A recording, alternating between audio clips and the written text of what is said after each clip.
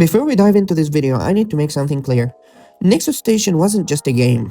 As many of you assumed, developers were always talking financial language.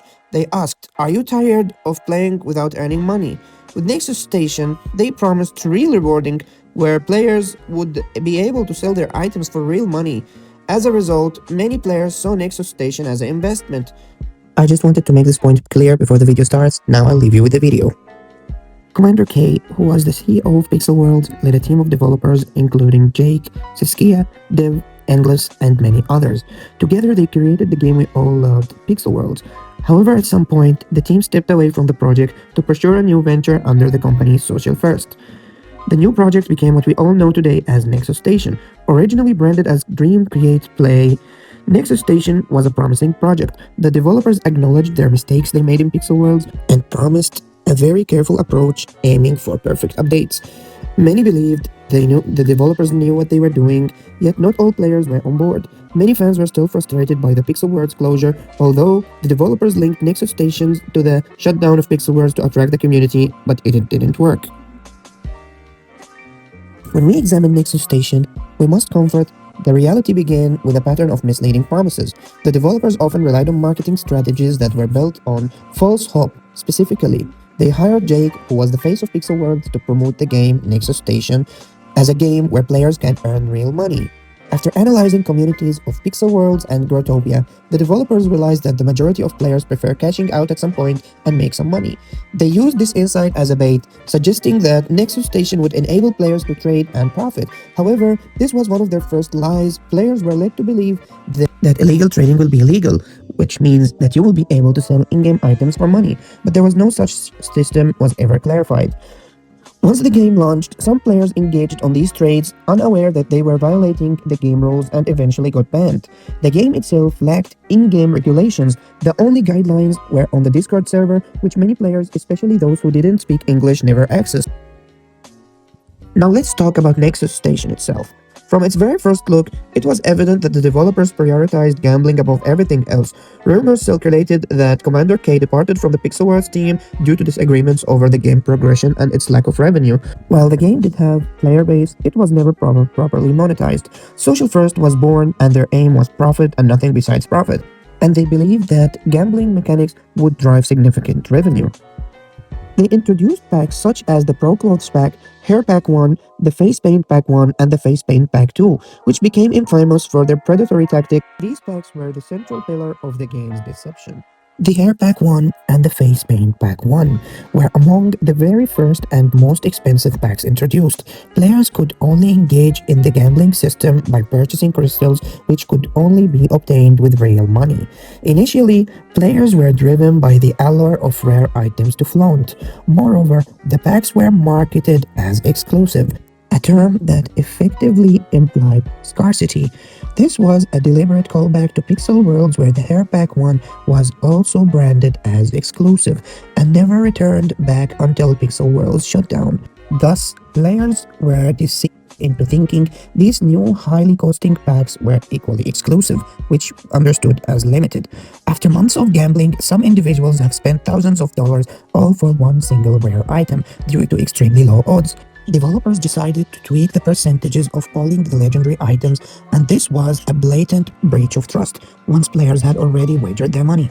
Altering the odds was indefensible, yet this wasn't even their worst decision. The most catastrophic mistake came with the NCB tag.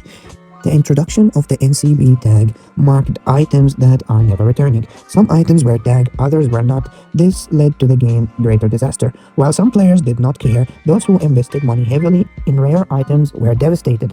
Items like the Commodore face paint and the Fairy Mohawk were expected to be rare, yet they were never given their NCB tag, while other less rare items were given the NCB tag. When players questioned this, the developers gave a dismissive explanation, claiming that exclusive meant exclusive to the shop. This rationale was one of the most embarrassing blunders. Their excuse that they didn't want hyper-rare items like Pixel Worlds missed the point. For trading games like Nexus Station, Pixel Worlds, and etc., it's always good to have in-game items that are rare and would stay rare, and you would have to grind years or months to get them. As I mentioned earlier, Nexus Station was fundamentally driven by gambling. However, during the Christmas update of 2025, the developers introduced a wave of highly priced items, ranging from $1 to as much as $45. This was astonishing for a game that is still in early access. Some defended the developers, believing the funds would improve the game. Indeed, many players purchased these items as they were very well designed and appeared to reflect effort. In the same Christmas, we were introduced with our Xmas clothes pack, which marked the first gambling items to bear with the NCB tag, specifically the wolf coat and the polar bear hood. These items were stunning, they were very well designed. Wolf coat in particular became one of the most iconic and traded items in the game. Players rushed to gamble, thrilled by the prospects of obtaining these rare items, yet after the update, the game offered little besides gambling. Repeatedly with the Valentine's update, there was minimal innovation. It introduced a single NCB potion pack, which was okay for the collectors, and both male and female sets, which also were NCB. And there was the hair pack that contained non-NCB hairs. After the Valentine's update, we were left with the St. Patrick update, which was similarly uninspired. It offered just 2 sets and a hair pack, all tied with low chance gambling, and none of them was NCB. After that, we had our Easter update, which introduced a new mechanic, collecting eggs, to purchase items like the bunny sets, parrot sets, and chicken set. While the Easter event was a fresh concept, it still was simple to grinding to collect eggs, and it was so lackluster. Then the summer update came, which repeated the same pattern as Christmas. 2 new legendary NCB items were called the Shark Hoodie and Inflatable Wings, but once again, it was unchurched by gambling. After summer, we moved to Halloween update, which was one of the only few events offering real progression. Players basically had to collect ghost coins, then use them to gamble. Some players sold the ghost coins to make some profit, and some players gambled, which some of them ended being lucky and pulled some legendary item, and some ended up pulling nothing. So the event was also based around gambling. Yet after, the 2026 Christmas update arrived, with the same formula of Christmas 2025, 2 legendary items in gambling, an Xmas hat, which was a brand new addition, and a bunch of new in-app purchase items. At this stage, players grew disillusioned, recognizing that the primary focus remained profit through packs, gambling, and minimal innovation. The only new feature was added a calendar tied to Snowball Fight minigame, but it was very slow, boring, and the rewards failed to recapture the community interest. The Season Pass was introduced early in the game lifecycle as a 30 days progression system, where players earned season points by participating in daily activities in advanced row tiers. After Season 1, the structure changed from 30 days to 70 days, with tweaks to the daily cap and the overall progress. Despite these changes, the core issue remained: progress was painfully slow, the rewards were decent, well-designed items, yet every item had its pre-recolored version.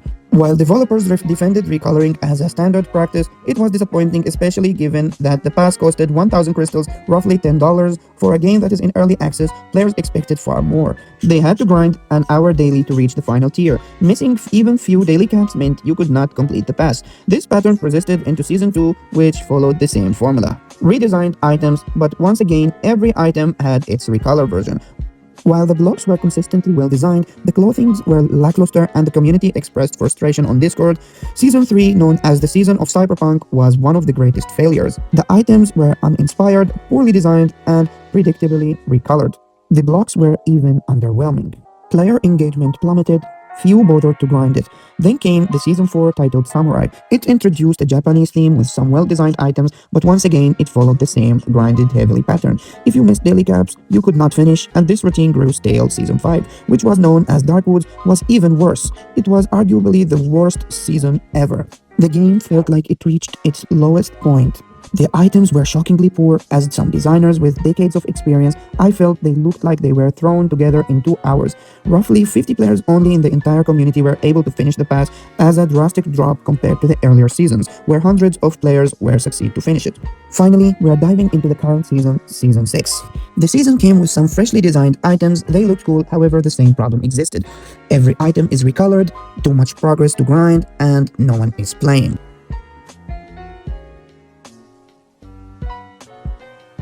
The community grew increasingly frustrated with the recoloring system, because it felt like a relentless repetition.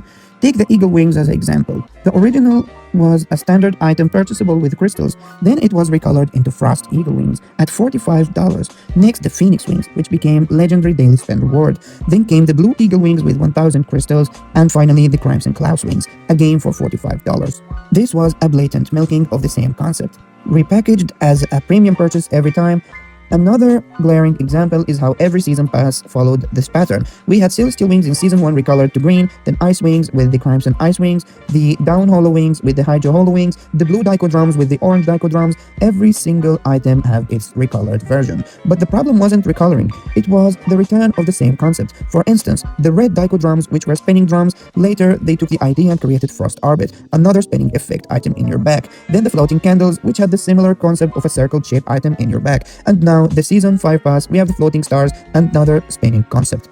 Ultimately, you feel that no item is unique and every item have its knockoffs, whether it's recolors, repeat concepts, never evolving, never innovating. This stagnation was key reason why the community lost faith. No one wanted to keep grinding for the same recycled ideas.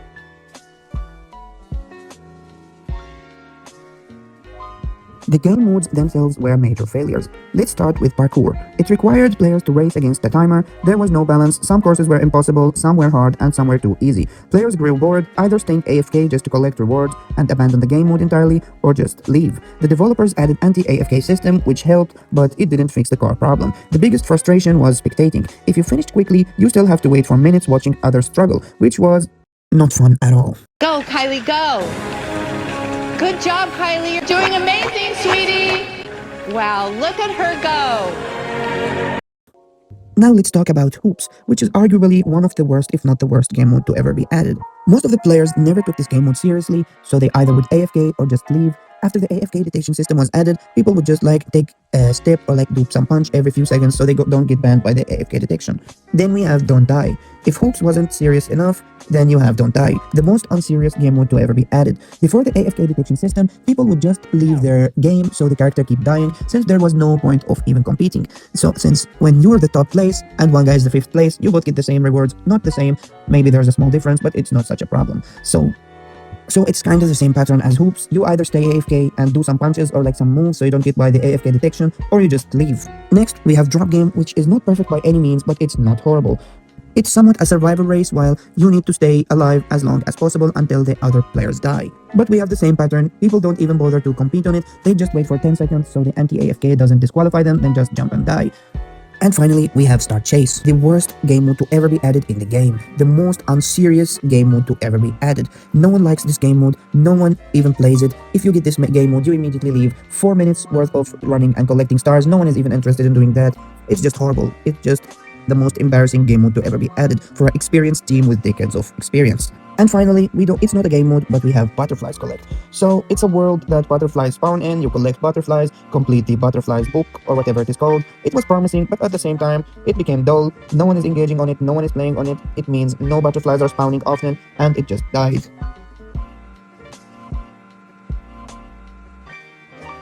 Developers themselves were a major part of the downfall. Siskia served as the community manager, Commander K was the CEO, and there was other developers that were barely interacting with the players. It was Boomer Potato, the admin, who mainly engaged with the community.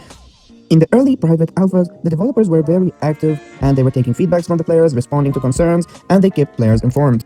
Once Nexus Station launched, the communication evaporated. Siskia stopped engaging, Commander K, once a guiding figure, vanished, no message for a year. It was a clear sign their priority shifted to money, not the community.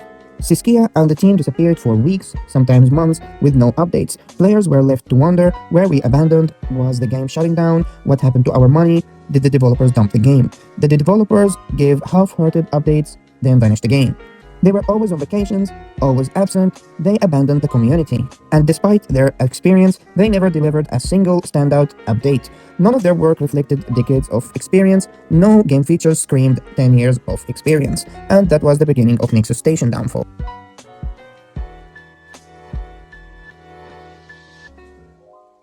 Nexus Station today is all but dead. No one is playing, no one is grinding, and the developers have been silent for 3 months.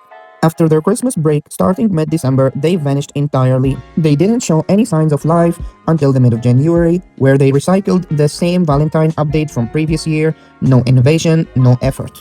Then they disappeared from the mid of January until yesterday, when they dropped the bombshell Pixel Worlds is coming back.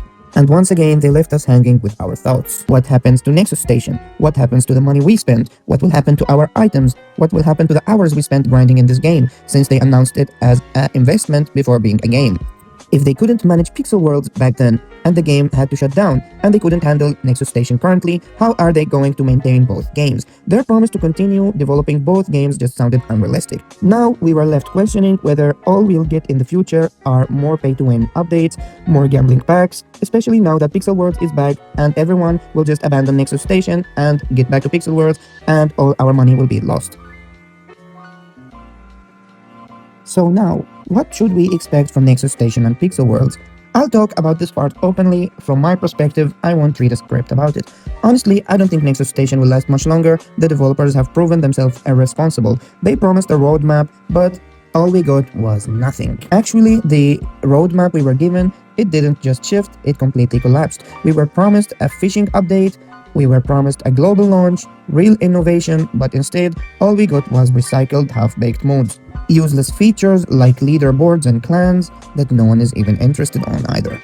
So what to expect now? To be honest, nothing. I'm heartbroken by how much money I and many other players poured into this game just to watch it fade away. And forget about the money, think about how much time and how much expectations we wasted and had for this game. And lastly, Pixel Worlds returning, that's what we all been waiting for. Pixel Worlds will be back, everyone is celebrating, that's what we all wanted all day long. The developers are seen as heroes, but from a developer perspective, what's next? They say they will bring a clean version, but all I'm expecting is a simple reset. They have 7 years worth of item designs. If according to them, they are planning to have a fresh start, means they will probably start with the 2018 version. So, how the items will be earned, or will they just use the same old content and recycle it again? I fear that they will rely on old designed items, pumping out updates with minimal effort just as a cash grab. So basically, they will implement the same updates as before with the same old designed items, so they won't have to bother make any effort, just some quality of life changes. I will for sure give Pixel Worlds a try, just for the nostalgia, not to grind. And this is a message from me to the players. We already saw how the developers did Pixel Worlds wrong, dumped the game, and then did us wrong again on Nexus Station. It's your choice whether you want to trust those developers or not, but for me, I won't spend a single dollar in this game. Those developers only care about money, which became too obvious. They just want your money, they don't care about you. That's it for the video.